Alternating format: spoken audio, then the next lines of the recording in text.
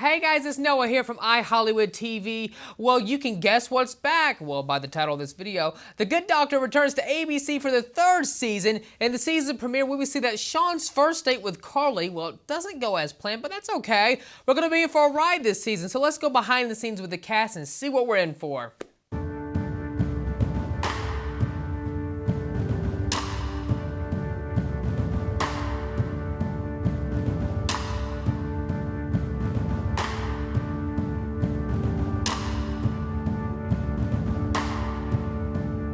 I guess the start of season 3 picks up where season 2 leaves off. Sean has asked Carly out on a date and she said yes, and so we will get to see Sean go on that first date.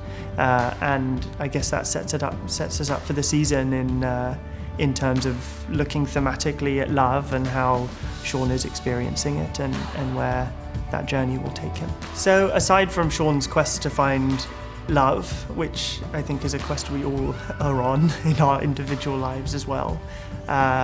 The exciting thing about season 3 is that the residents are getting their first opportunity to have their first surgery.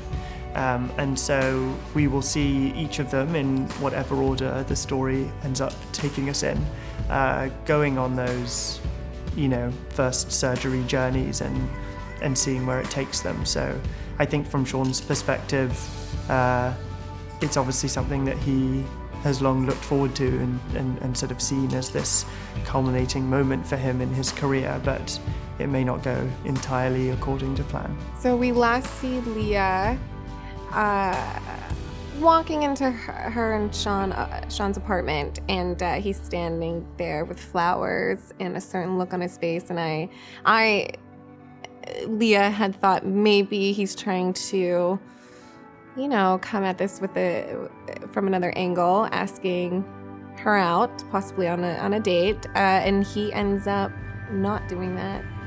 And so we kind of leave with her processing that. For me personally, there's a lot of lessons coming, some hard ones. I think we haven't seen Melendez challenge to the point that we're going to see during this 3rd season. Mm-hmm. And not always meeting that challenge, and which I think is a new feeling for Melendez. And so there's a certain caution that comes with that, which can almost be detrimental to, the level that he works at.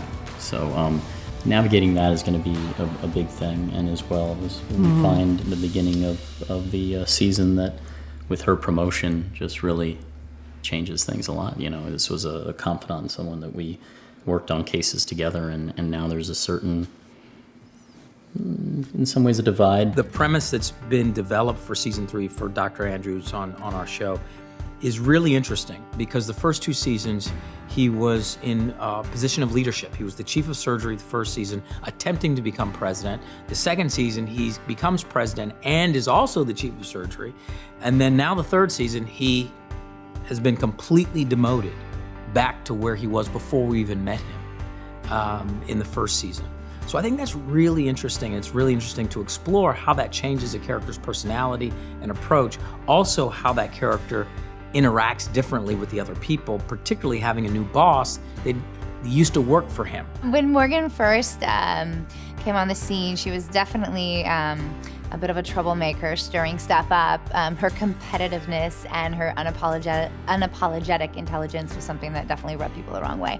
And over time, we've gotten to see Morgan. She's more of a complete person. We've seen her be emotional. We've seen her deal with loss. We've seen her fun side, and that's just gonna continue to happen more and more.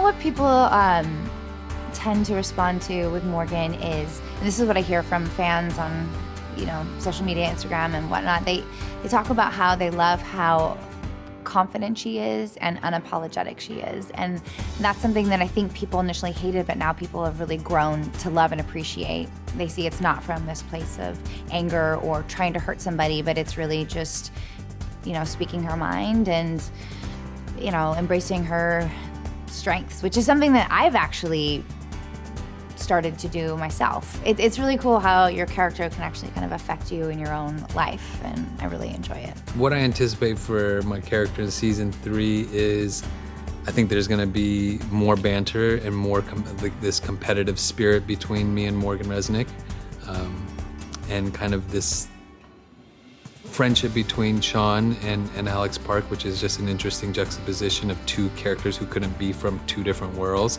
and that they find some sort of like, you know, buddy comfort in each other. Two people who don't share a lot, but slowly in their own way share with each other. Me more than him. And not sure with my family yet, you know. David Shore has kind of left that a mystery. We laugh a lot. So granted, most of my scenes are with Sean and Sean's character with Freddie, and poor Freddie has to listen to me sing pretty much in every single scene that we're in. At some point, I'm either going to be dancing or singing somewhere. It's how I like get through time. And so far, nobody's told me to shut up. Nobody's like pushed me out of the way and said, please, this is not a musical. But you know, we're only at the start of season 3, so there's time. I'm sure I'll get on somebody's nerves at some point. There's a stereotype of someone who has autism that they somehow can't grow or learn or change. And yes, Sean will, of course, always have autism, but that doesn't mean that he can't constantly, you know, learn and grow up and get older as we all do, and therefore change because of that and because of these obstacles that are put in his way and the people that he meets. I think as he's become more comfortable in the hospital, it's been really nice to get a greater sense of his, you know, what he finds funny, the people that he may fall in love with, and why. Those little human sides to him that he was perhaps a little bit more guarded about or incapable of expressing at the beginning, we now get greater insight into.